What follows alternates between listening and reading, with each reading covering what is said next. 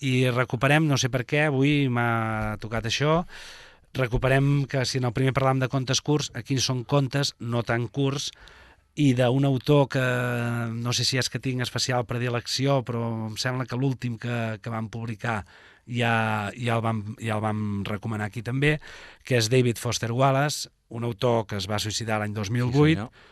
i del qual l'editorial Periscopi va traient o va recuperant, va normalitzant el país traduint-los al català.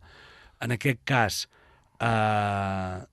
és una antologia de contes que es titula Antologia de contes, i la selecció dels contes i el pròleg els ha fet en Vicenç Pagès Jordà, que és un gran seguidor i un gran defensor del David Foster Wallace quantista.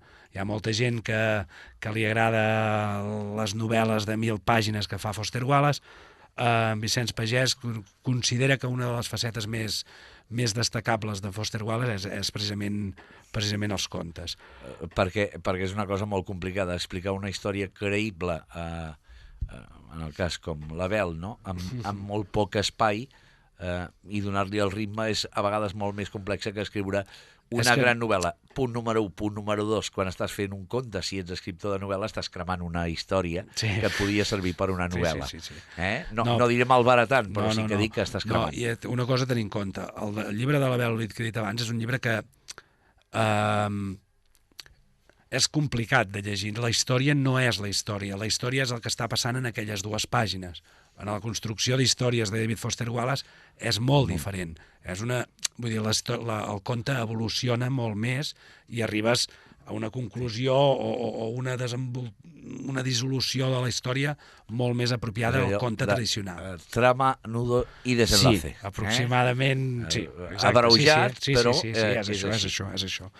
La traducció d'en Ferran Ràfols, pel que tinc entès, també és molt bona, i l'editorial Periscopi, que continua recuperant aquestes, normalitzant-nos com a país. Jo considero que és això, que ens normalitza com a país. Portant literatura, doncs bona literatura de qualsevol altra llengua. I tant. En aquest cas el Foster Wallace, que de ben segur també té els seus adeptes a casa nostra, i serà una d'aquelles obres que Periscopi ja sap que el dia de Sant Jordi doncs ha de portar a totes les llibreries perquè es pugui posar a la venda. No, hi ha llibres que inclús són els llibreters o alguns, o tenim els nostres recursos per poder satisfer el client, i evidentment els llibres que porto avui ens donen fàcil per veure depèn del perfil a qui podem recomanar.